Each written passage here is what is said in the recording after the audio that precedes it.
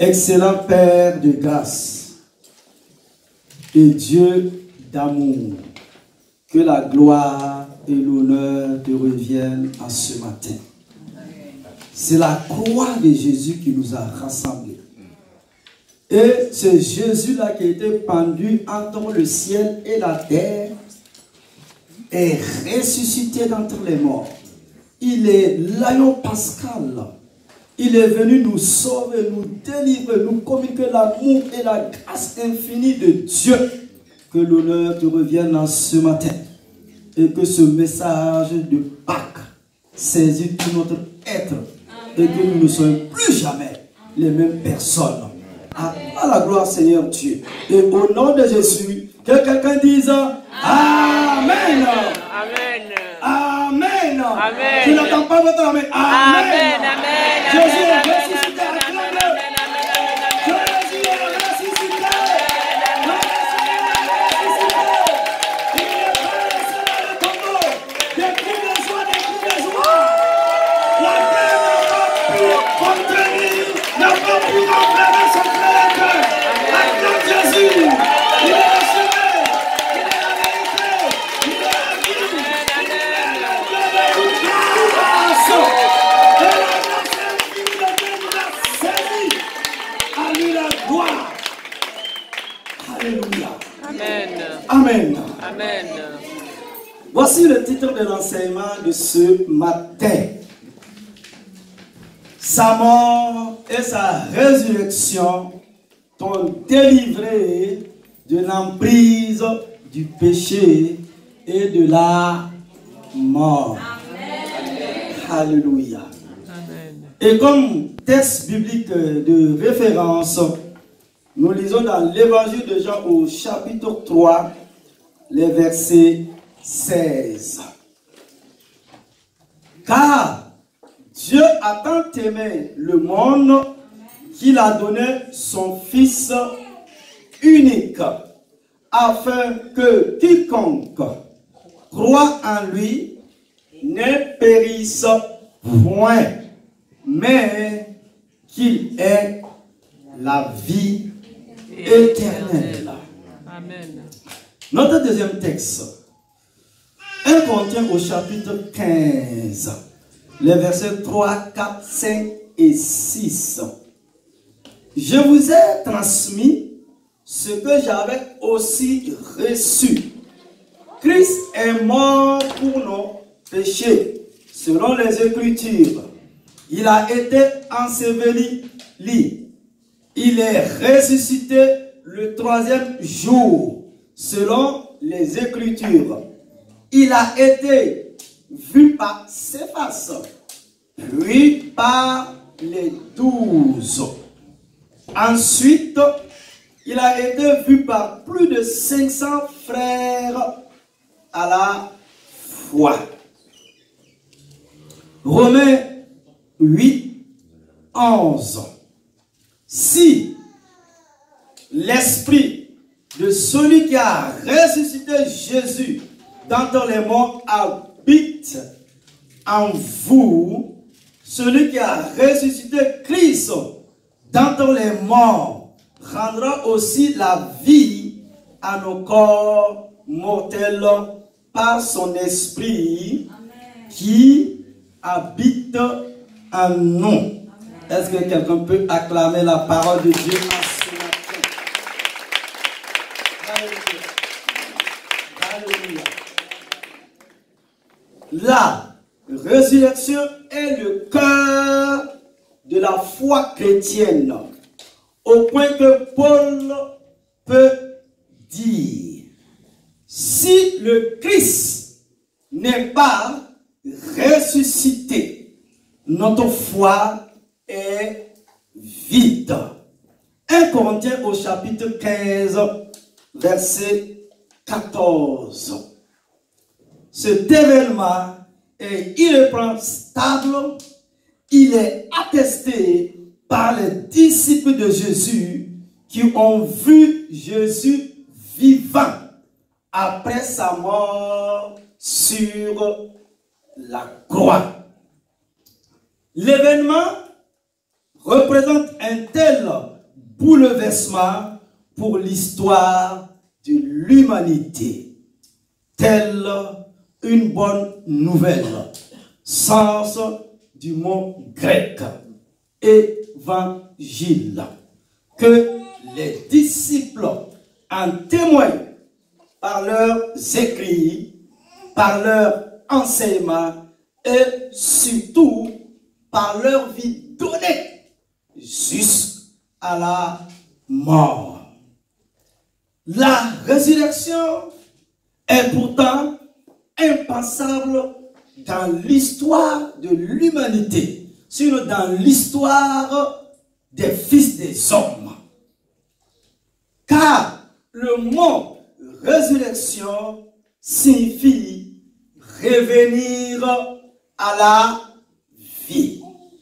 Or, on ne dit de personne, sauf Jésus, qu'il est revenu à la vie après sa mort.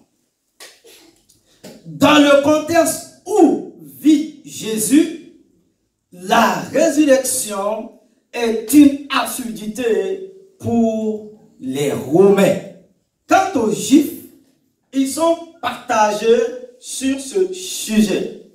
Les uns, comme les pharisiens, affirment qu'il y aura une résurrection des morts à la fin des temps, car Dieu ne peut laisser le juste dans la mort. Les autres, comme les Sadducéens, s'opposent en ce domaine aux pharisiens. Ainsi, lorsque les ennemis de Jésus l'entendent dire que la mort n'a pas de pouvoir sur lui, ils cherchent à le faire taire, voire à l'éliminer.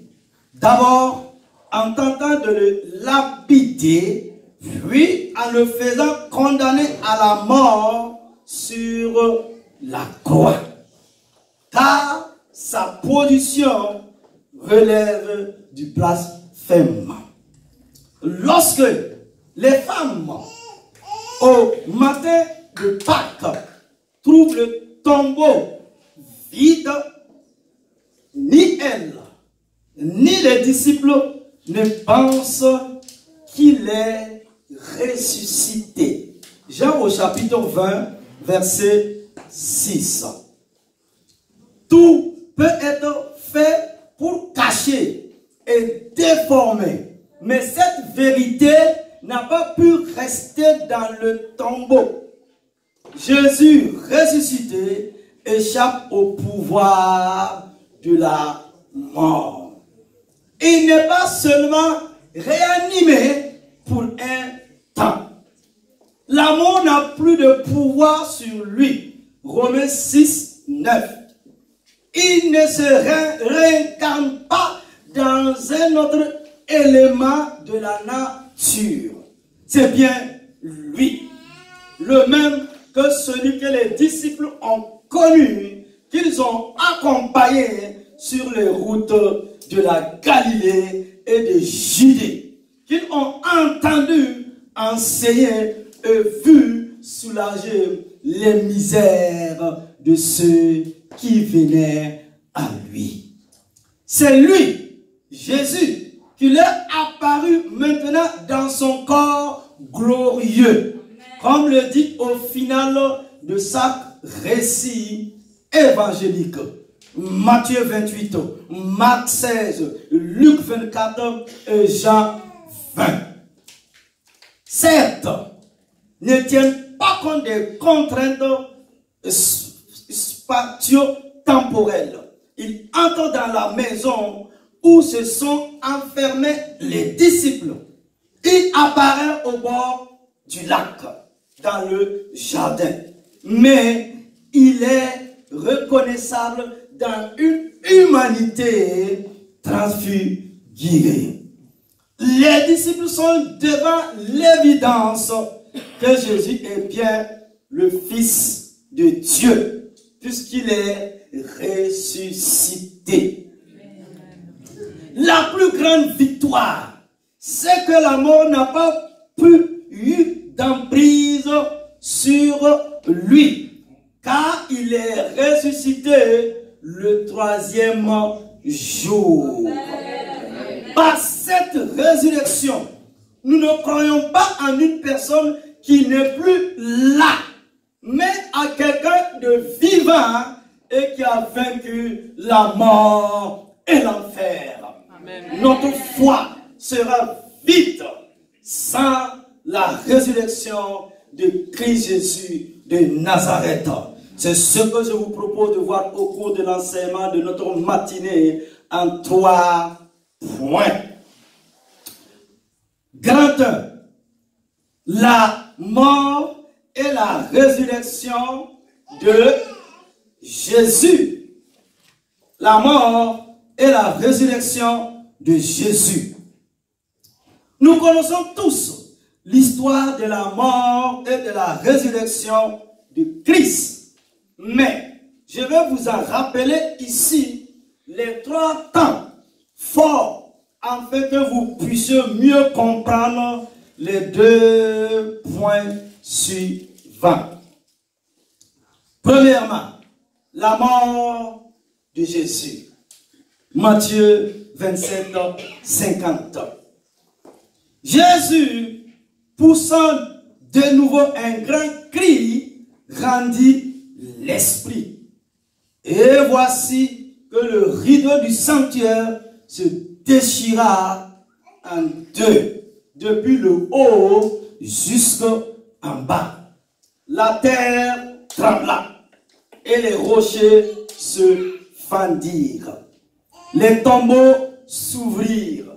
Les corps de nombreux saints qui étaient morts ressuscitèrent. Et sortant des tombeaux après la résurrection de Jésus, ils entrèrent dans la ville sainte et se montrèrent à un grand nombre de gens. À la vue du tremblement de terre et de ces événements, le centurion et ceux qui, avec lui, gardaient Jésus, furent saisis d'une grande crainte et dirent: vraiment, celui-ci était le Fils de Dieu. Il y avait là de nombreuses femmes qui observaient de loin. Elles avaient suivi Jésus depuis la Galilée pour le servir. Parmi elles se trouvaient Marie et Madeleine, sinon Marie de Magdala, Marie, mère de Jacques et de Joseph, et la mère des fils de Zébédée. Comme il se faisait tard, arriva un homme riche, originaire d'Arimathée, qui s'appelait Joseph, et qui était devenu lui aussi disciple de Jésus. Il allait trouver Pilate pour demander le corps de Jésus. Alors, Pilate ordonna qu'on le lui remette.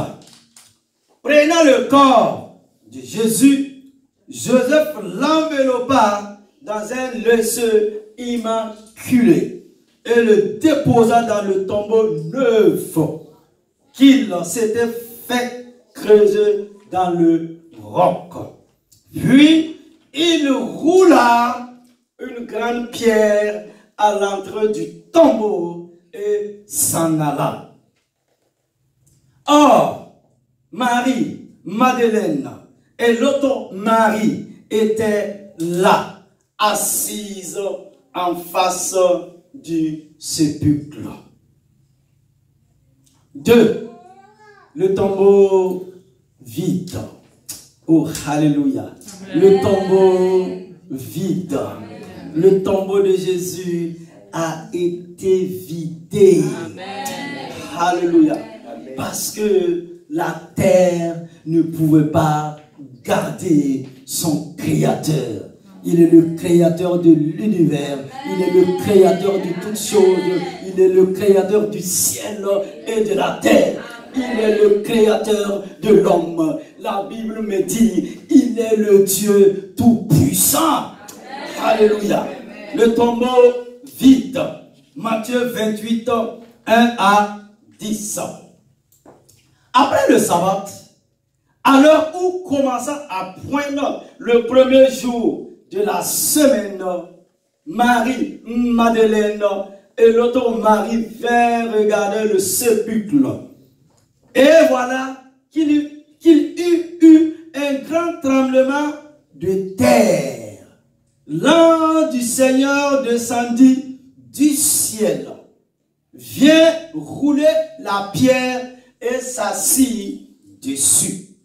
Il avait l'aspect de l'éclair et son vêtement était blanc comme la neige. Les gardes, dans la crainte qu'ils éprouvèrent, se mirent à trembler et devinrent comme morts. L'ange prit la parole et dit aux femmes, vous soyez sans crainte. Je sais que vous cherchez Jésus le crucifié. Il n'est pas ici. Il est ressuscité. Il est ressuscité d'entre les morts. Et voici qu'il vous précède en Galilée. Là, vous le verrez. Voilà ce que j'avais à vous dire. Vite, elles quittèrent le tombeau, remplis à la fois de crainte et d'une grande joie. Et elles coururent porter la bonne nouvelle aux disciples. Et voici que Jésus vint à leur rencontre et leur dit, je vous salue.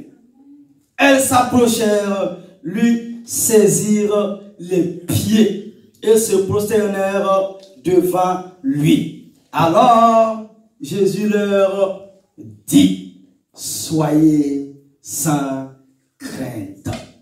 Allez annoncer à mes frères qu'ils doivent se rendre en Galilée. C'est là qu'ils me verront. 3. Le message de l'ange. Marc au chapitre 16, les versets 1 à 8. Le sabbat terminé, Marie, Madeleine, Marie, mère de Jacques et Salomé achetèrent des parfums pour aller embaumer le corps de Jésus.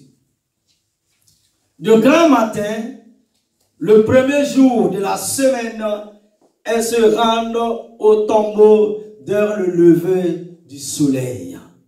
Elles se disaient entre elles, qui nous roulera la pierre pour dégager l'entrée du tombeau. Levant les yeux, elles s'aperçoivent qu'on a roulé la pierre, qui était pourtant très grande.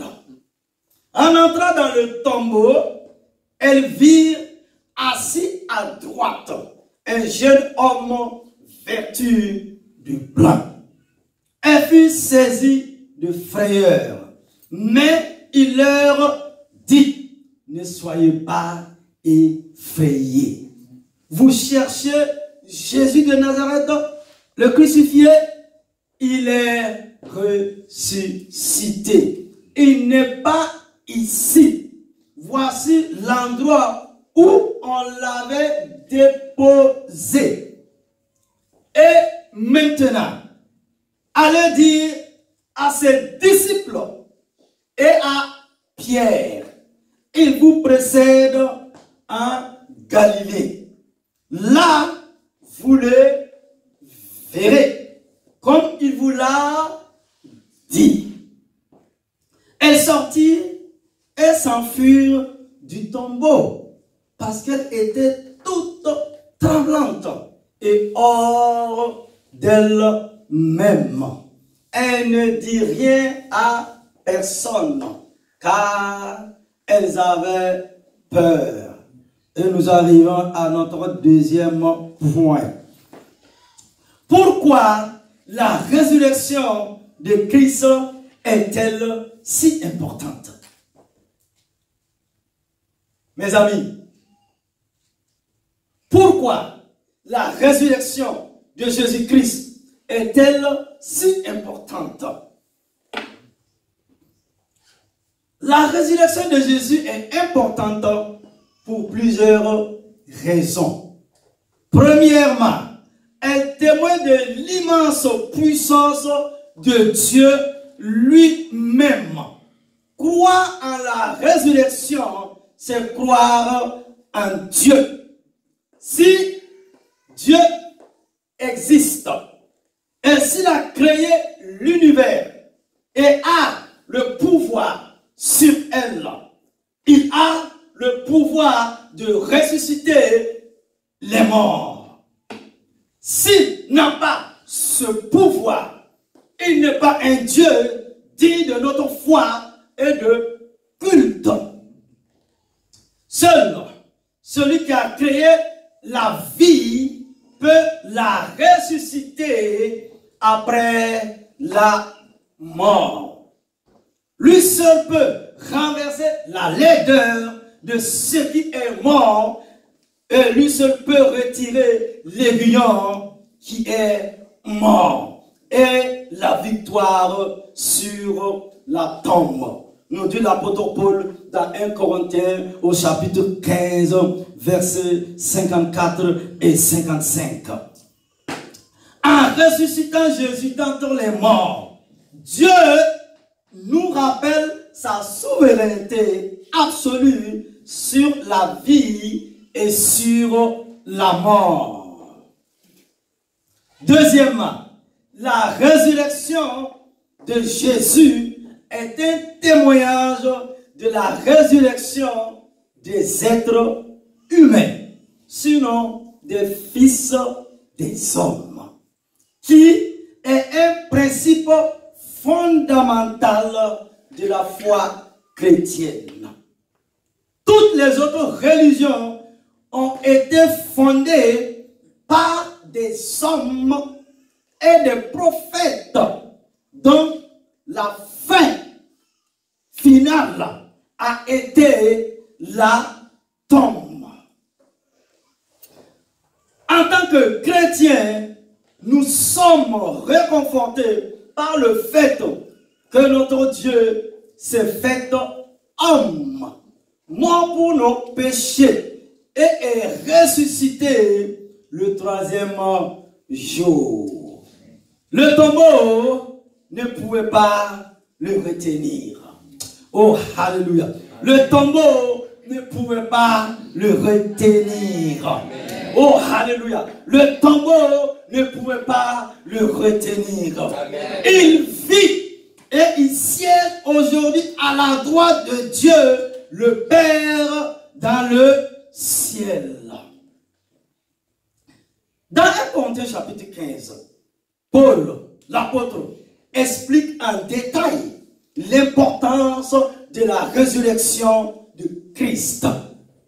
Certains de Corinthe, sinon l'église de Corinthe, ne croyaient pas en la résurrection des morts. Et dans ce chapitre, Paul donne 6 conséquences désastreuses s'il n'y avait pas de résurrection.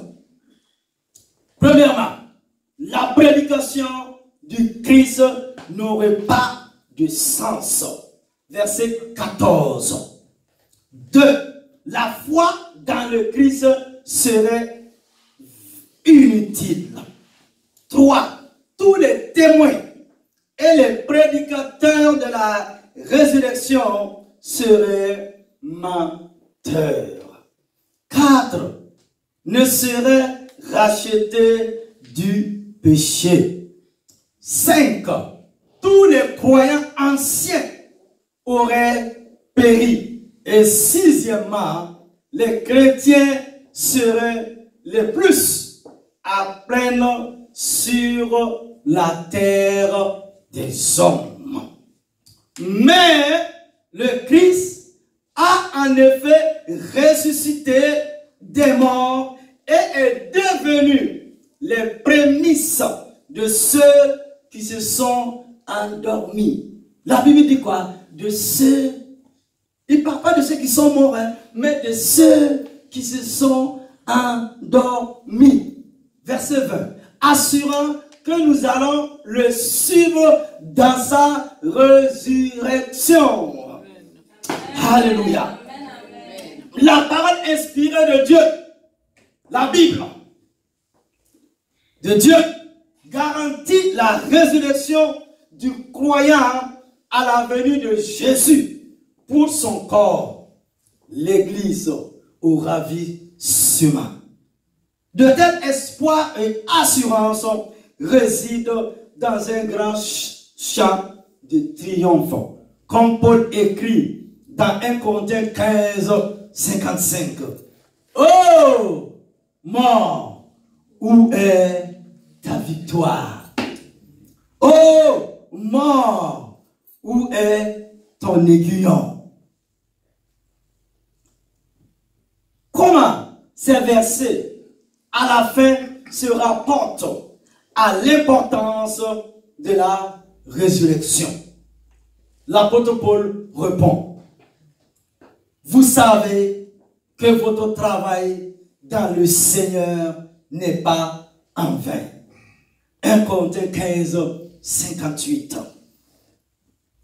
Et il nous rappelle que, parce que nous savons que nous serons ressuscités à une vie nouvelle, nous pouvons souffrir la persécution et du danger pour l'amour de Christ, comme il le faisait. Nous pouvons suivre l'exemple des milliers de martyrs à travers l'histoire qui ont volontiers échangé leur vie terrestre pour la vie éternelle par la résurrection. La résurrection est la victoire triomphante et glorieuse pour chaque croyant, sinon pour chaque chrétien, pour chaque enfant de Dieu. Jésus-Christ est mort, a été enseveli et est monté au ciel. Le troisième jour selon les saintes écritures. Et il est de retour. Les morts en Christ ressusciteront. Et ceux qui restent et qui sont en vie à sa venue seront changés et recevront de nouveaux et glorieux corps. Selon 1 Corinthiens au chapitre 4, les versets 13 et 18. Et nous arrivons à notre troisième point. Notre dernier point, grand 3. Ce que sa résurrection change dans notre vie. Oh, alléluia. Ce que sa résurrection change dans notre vie. Voici les différents effets de la résurrection de Christ dans notre vie. Premièrement, notre foi est solide car elle repose sur un fait historique, la résurrection de Christ. En 1 Corinthiens au chapitre 15, verset 20, l'apôtre Paul défend le caractère historique de la résurrection de Christ. En fait, il reconnaît que si Christ n'est pas véritablement ressuscité, alors la foi chrétienne se fondre. Et si Christ n'est pas ressuscité, notre prédication n'a plus de contenu. Et notre foi est sans objet. 1 Corinthiens 15, 14. Oh, alléluia. L'objet est de taille. Cela étant, Paul n'a aucun doute. Mais en réalité, Christ est bien revenu à la vie. 1 Corinthiens 15, 20.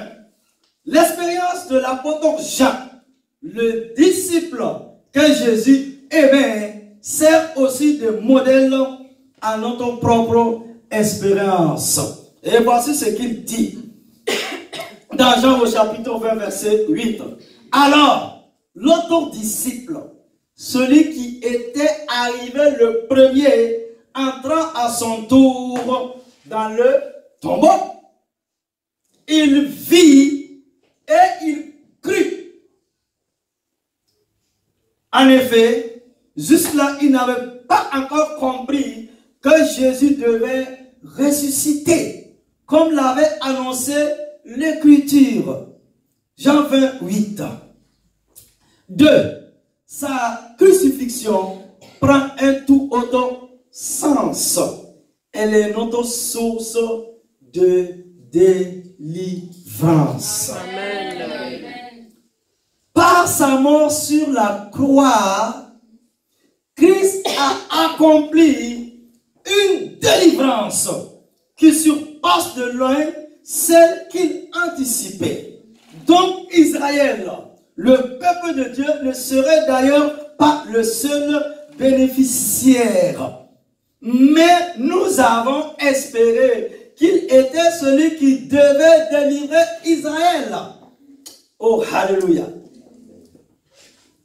Nous avions espéré qu'il était celui qui devait délivrer Israël. Mais hélas, voilà déjà 3 jours que tout est arrivé. Alors, Jésus leur dit, ah, homme sans intelligence, vous êtes bien lents à croire tout ce que les prophètes ont annoncé. Le Messie ne devait-il pas souffrir toutes ces choses avant d'entrer dans sa gloire? Luc 24, 21. 3. Le ressuscité intercède pour nous. Waouh! Le ressuscité intercède Dieu le Père éternel pour nous. Amen. Quel réconfort! Amen. Qui accusera encore les élus de Dieu? Dieu lui-même les déclare justes. Qui les condamnera? Christ est mort. Bien plus, il est ressuscité. Il est à la droite de Dieu. Amen. Et il intercède pour nous. Amen. Nous dit l'apôtre Paul dans Romains au chapitre 8, versets 33 et 34. 4. Nous ne craignons plus les puissances du mal. Oh, alléluia. Nous ne craignons plus les puissants des ténèbres. Nous ne craignons plus les forces démoniaques. Oh, alléluia. Nous ne craignons plus les forces sataniques. Car le ressuscité les a vaincus. Alléluia. Acclame Jésus. Il les a vaincus. Jésus. L'apôtre Paul écrit cette puissance. En effet, Dieu l'a déployée dans toute sa force en la faisant agir en Christ lorsqu'il l'a ressuscité. Et l'a fait siéger à sa droite dans le monde céleste. Là, Christ est placé bien au-dessus de toute autorité, de toute puissance, de toute domination et de toute souveraineté.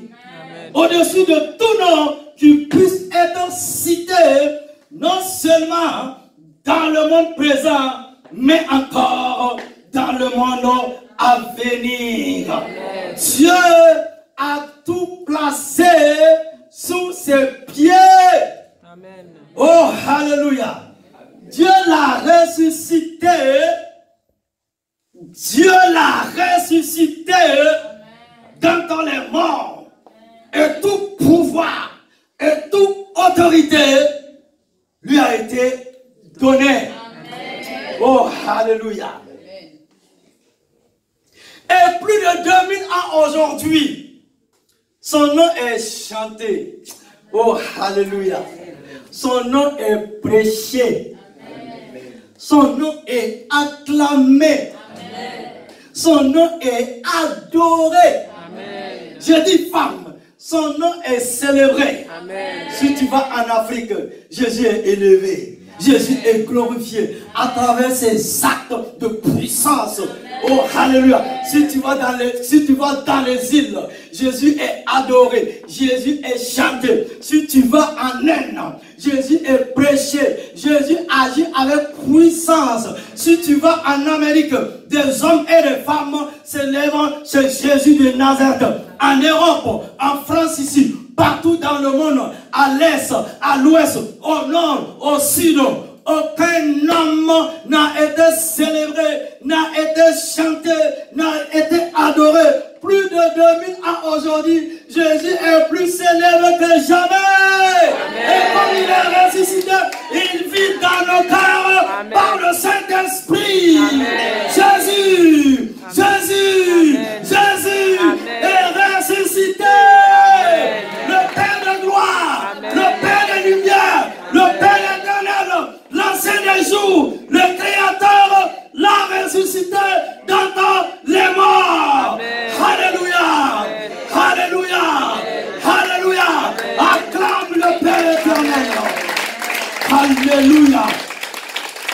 Gloire à Jésus. Amen. Oh, Saint-Esprit. Oh, alléluia. Ta présence, seule nous suffit. Amen. La présence de Jésus qui apporte la vie, une vie abondante, une vie remplie, une vie restaurée, une vie bénie. Alléluia. 5. Le ressuscité est le chef de l'Église qui est son corps. C'est ce que nous voyons dans la suite du texte, cité au point précédent, verset 22 de Éphésiens au chapitre 1. Dieu a tout placé sous ses pieds et Christ qui domine toutes choses, il l'a donné pour chef à l'Église qui est son corps. Lui en qui habite la plénitude de Dieu qui remplit tout en tous. Nous sommes ressuscités avec Christ et nous séjournons avec lui dans le monde céleste. Amen, amen, amen. Oh, alléluia. L'apôtre Paul décrit cette réalité extraordinaire dans sa lettre aux Éphésiens. Voilà un homme qui n'a jamais marché avec Jésus. Il n'a jamais marché avec Jésus. Le jour même où on l'a crucifié, il n'était pas là. Oh Saint-Esprit. Il nous dit, par notre union avec Jésus-Christ, Dieu nous a ressuscités les uns et les autres. Et nous a fait siéger les uns et les autres dans le monde céleste. Éphésiens 2:6. Ma soeur, mon frère, voici ta position en Christ Jésus. 6. La puissance de sa résurrection agit dans notre vie. C'est ce que nous découvrons lorsque nous lisons attentivement la prière de l'apôtre Pierre. Il parle de Dieu, qu'il illumine ainsi votre intelligence, afin que vous compreniez quelle est l'extraordinaire grandeur de la puissance qu'il met en œuvre en notre faveur. À nous qui plaçons notre confiance en lui. Cette puissance, en effet, il l'a déployée dans toute sa force, en faisant agir en Christ lorsqu'il l'a ressuscité. Éphésiens 1, 18. 7. Parce que l'Église est unie au ressuscité, persécuter les chrétiens revient à persécuter Jésus. 7. Suivez-moi. 7. Parce que l'Église est unie au ressuscité, persécuter les chrétiens revient à persécuter Jésus.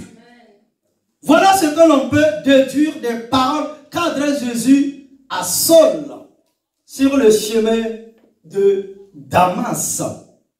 Saul tomba à terre et entendit une voix qui lui disait: Saul, Saul, pourquoi me persécutes-tu?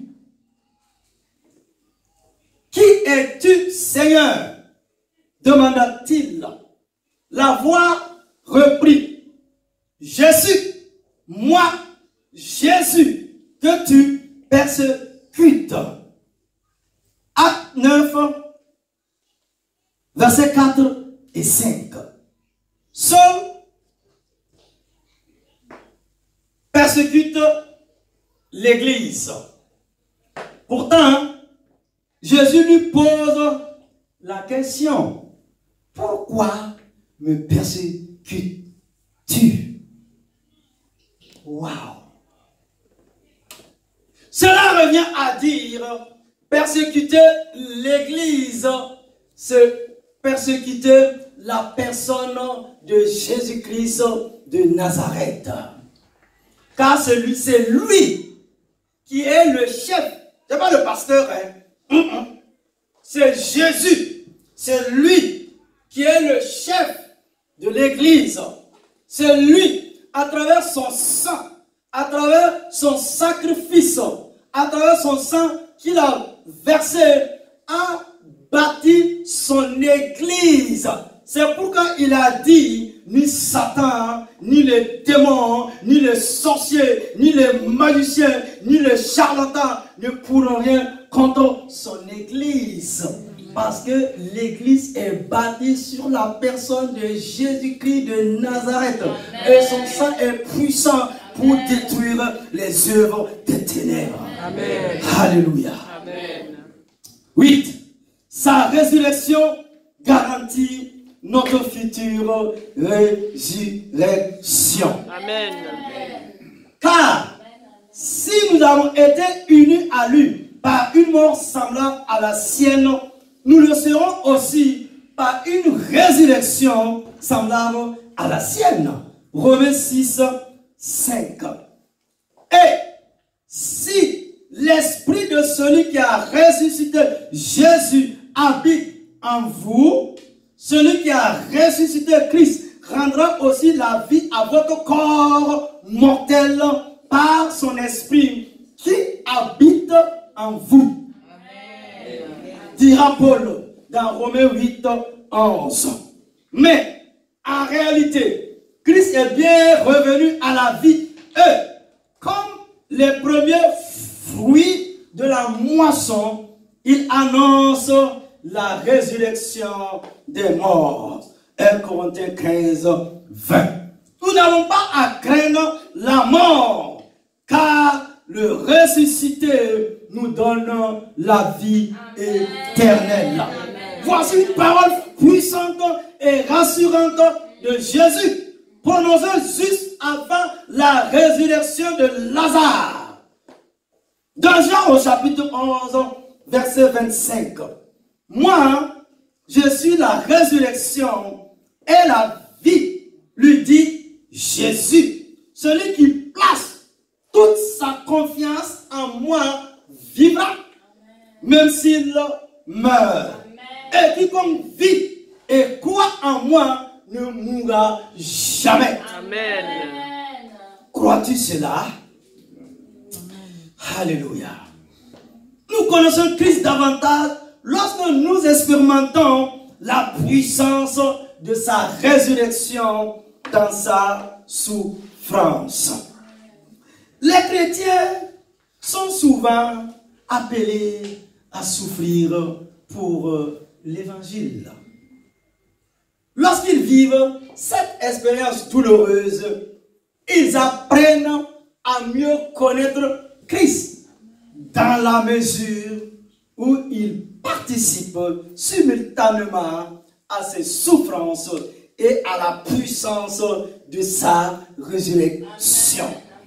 C'est ainsi que je pourrais connaître Christ, c'est-à-dire expérimenter la puissance de sa résurrection et avoir part à ses souffrances en devenant semblable à lui juste dans sa mort, afin de parvenir, quoi qu'il arrive, à la résurrection. Amen. Nous dit Paul dans sa lettre aux Philippiens, chapitre 3, les versets 10 et 11. Et c'est sur ce texte-là que 10 jours avant la Pâque, nous sommes dans ce temps de jeûne et de prière. Parce que nous voulons, en tant que chrétiens, nous voulons, en tant qu'enfants de Dieu, parce qu'un jour, vous et moi, nous sommes venus au pied de la croix et dire à Dieu, je te donne ma vie. Amen. Je te donne ma vie, Jésus. Je veux marcher avec toi. Désormais, tu seras mon Seigneur et mon Dieu, l'unique et le véritable. Parce que depuis ma naissance, j'ai réalisé qu'aucun homme n'a parlé comme toi. Tu as dit tu es le chemin, tu as dit tu es la vérité, tu as dit tu es la vie. Des princes, des rois se sont levés. Oh, alléluia. Des hommes qui ont secoué le monde par des guerres. Des hommes qui ont régné dans la terreur. Des hommes qui, d'une manière ou d'une autre, ont marqué l'histoire de l'humanité, l'histoire des fils des hommes. Mais un jour, ils sont tous morts. On les a enterrés. Personne n'a pu casser le ciment. Personne n'a pu sortir de son tombeau.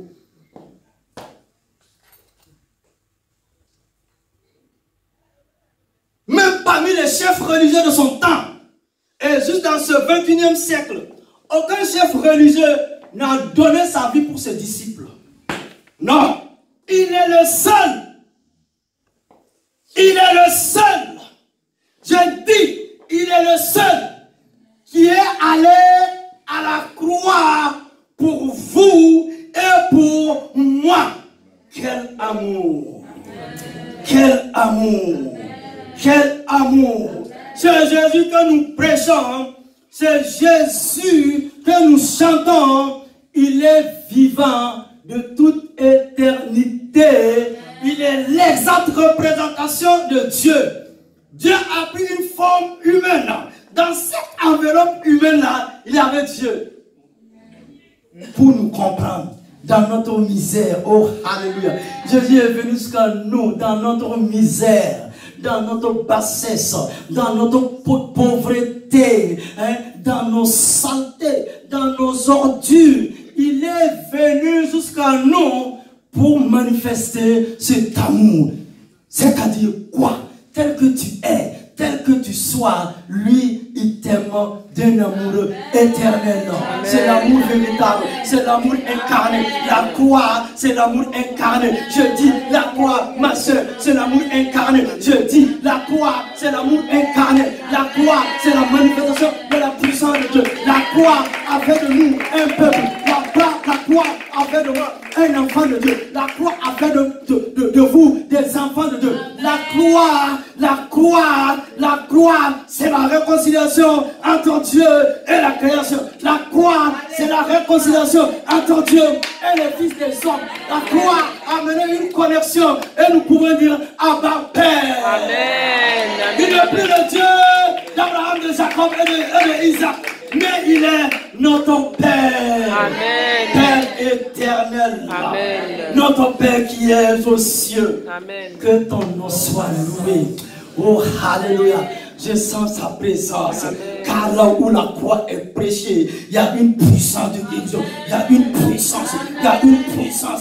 Il y a une puissance qui traverse les âges, qui traverse les générations, qui traverse les siècles pour dire Dieu est là, assis dans la gloire éternelle. Alléluia. Jésus.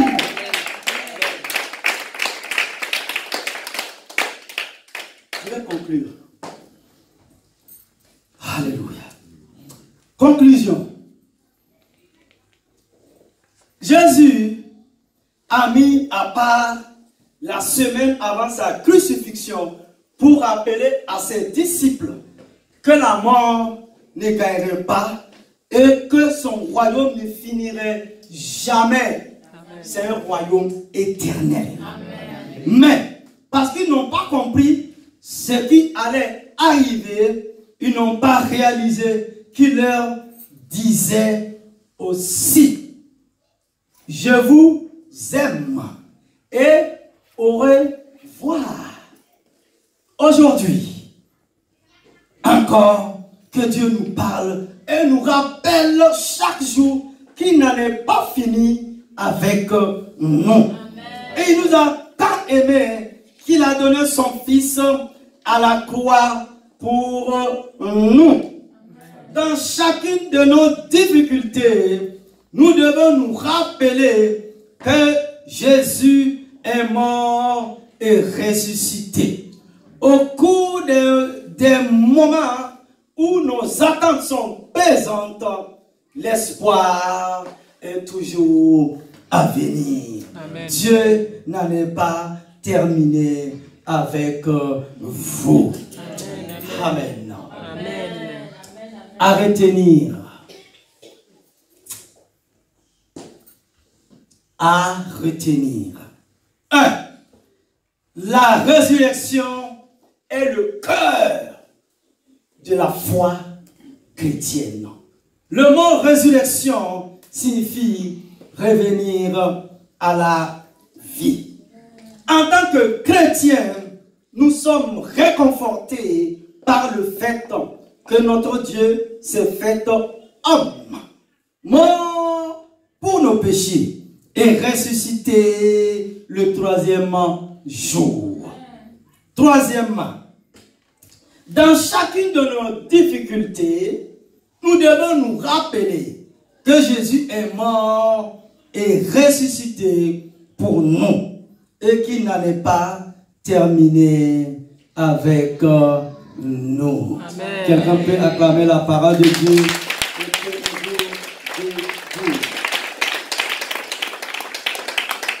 Éternel mon Dieu, Éternel mon Dieu, Éternel mon Dieu, Éternel mon Dieu. Ce matin le tombeau de Jésus est vide. Ce matin le tombeau de Jésus est vide. Il est ressuscité.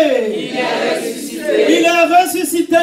Il est ressuscité. Il est ressuscité. Il est ressuscité. Ce tombeau vide me rappelle que tu es le Dieu de la vie et de la résurrection. Ce tombeau vide me rappelle que tu es le Dieu de la vie et de la résurrection. Je vais célébrer ce que tu as fait pour moi à travers le sacrifice de Jésus-Christ. Je veux célébrer ce que tu as fait pour moi à travers le sacrifice de Jésus-Christ. Qui a été torturé pour que je sois délivré de l'emprise du péché et de la mort. Qui a été torturé pour que je sois délivré de l'emprise du péché et de la mort. Qui a été torturé pour que je sois délivré de l'emprise du péché et de la mort. Qui a été torturé pour que je sois délivré de l'emprise du péché et de la mort. J'ai été libéré afin de te servir. J'ai été libéré afin de te servir. J'ai été libéré afin de te servir. J'ai été libéré afin de te servir. Et de t'adorer. Et de t'adorer. Et de t'adorer. Et ce matin, je vais obéir. Et ce matin, je vais obéir. Et ce matin, je vais obéir. Au nom de Jésus. Au nom de Jésus. Au nom de Jésus. Au nom de Jésus. Au nom de Jésus. Au nom de Jésus. Au nom de Jésus. Amen. Amen. Le travail commence à rendre grâce à Dieu pour la puissance de la résurrection de Jésus. Quand demande à son